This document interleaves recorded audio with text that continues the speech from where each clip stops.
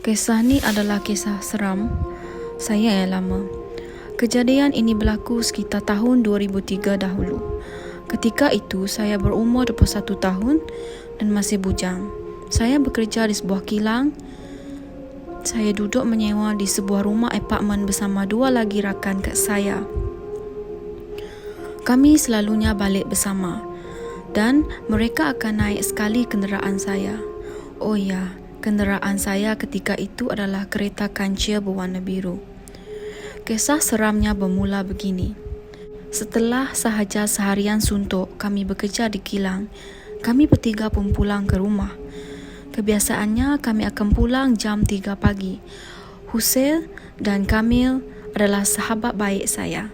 Mereka berdua bekerja sekali dengan saya dan menyewa rumah pun bersama. Ketika bersama, kami bersama memang puas mencari rumah sewa ini. Pernah juga ada nak menyewa di rumah teres, tetapi jauh pula nak pergi ke tempat kerja. Jadi kami pun terus mencari lagi rumah sewa dan akhirnya kami temukan rumah apartmen tak jauh dari tempat kami bertiga. Apa yang pelik tentang rumah sewa kami ini adalah penghuni di apartmen tersebut tak ramai. Bolehlah dikira dalam 9 ke 10 orang saja yang duduk di apartmen tu. Pada setiap malam pula, kami bertiga sering diganggu dengan bunyi burung gagak.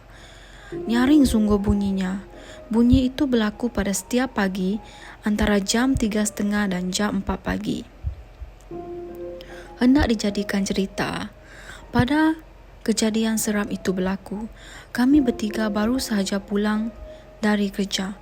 Saya, Husail dan Kamil pun baru sahaja keluar dari kereta, iaitu di tempat parking apartmen. Suasana ketika itu sungguh nyaman dan sejuk. Bulan mengambang penuh. Bunyi salakan anjing memecah keheningan pada waktu itu.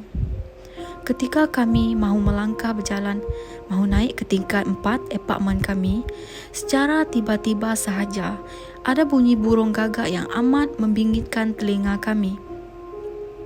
Kami mencari-cari suara itu di mana. Ketika itulah kami menunjuk-nunjuk sambil terketar-ketar ke arah pokok besar berdekatan pantai di apartmen kami itu. Kami berdua bertanya pada kami tentang apa yang dia nampak.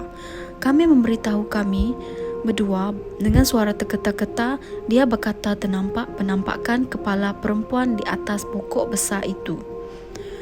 Kami apalagi terus sahaja menyuruh kami berlari mahu balik ke bilik rumah apartmen kami bertiga. Ketika inilah saya ternampak akan kepala perempuan itu. Keadaan kepala perempuan itu amat menyeramkan sekali. Di bawah bahagian kepalanya ada jantung, hati dan usus-usus berjuntaian. Matanya merah, giginya tajam, memandang tepat ke arah kami bertiga ketika itu. Kami bertiga seolah-olah terpukau melihat kepala yang berada di atas pokok besar itu. Mujur ketika itu saya tersedar dari lamunan. Saya terus melawangkan kalimah Allahu Akbar selama 3 kali dan kami apalagi terus sahaja berlari menuju ke lift. Sesampainya kami bertiga di lift, saya terus menekan butang untuk naik ke tingkat 4 rumah kami. Ketika itu terjadi lagi peristiwa seram. Ketika kami masuk sahaja ke lift, kami ternampak kepala perempuan itu melayang menuju tepat ke arah kami bertiga. Mujur pintu lift tertutup ketika itu. Kami bertiga tak henti-henti melaungkan kalimah Allahu Akbar. Saya juga ada membaca surah-surah dari ayat suci Al-Quran untuk menghindari dari gangguan makhluk halus ketika itu. Setelah sahaja sampai di tingkat 4, pintu lift pun terbuka. Lantas kami bertiga dengan nada cemas berlari tercungap-cungap, mahu segera sampai ke bilik rumah apartmen kami. Setelah sampai sahaja di pintu rumah kami, saya segera ingin membuka pintu rumah, tetapi malangnya kunci rumah pula tertinggal di dalam kereta. Aduh, apalagi bala nak datang ni, kata saya dalam hati. Kamil dan Husain marah-marah pada saya dan mengatakan saya cuai kerana tertinggal kunci rumah di dalam kereta. Hendak tak hendak saya terpaksa pergi semula ke tingkat bawah di kereta saya untuk mengambil kunci rumah. Peluh terus membasahi baju ketika itu.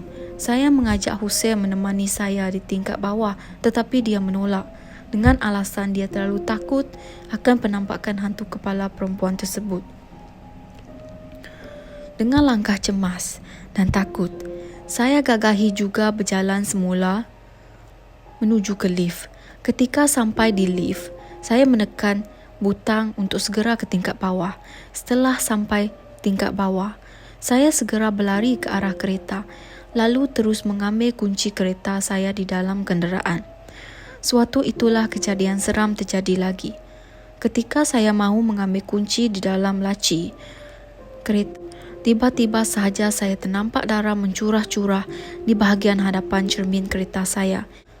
Menitik-nitik darah tersebut terkena cermin kereta di hadapan saya. Dan serentak dengan itu, saya terdengar bunyi suara burung gagak yang amat membingitkan telinga. Aduh, sakit betul telinga saya mendengarnya. Saya segera mengambil kunci rumah sewa dan mengunci semula kereta saya. Apabila saya mendongak ke atas, saya segera ambil kunci rumah sewa dan mengunci kereta saya semula. Apabila saya mendongak ke atas melihat ke arah kereta, apa yang saya nampak amatlah menakutkan. Saya ternampak akan kepala perempuan itu sedang makan katak. Darah dari katak itulah yang menitik-nitik jatuh di bahagian hadapan cermin kereta saya sebentar tadi. Hantu kepala perempuan itu secara tiba-tiba sahaja terbang tinggi naik ke atas pokok besar.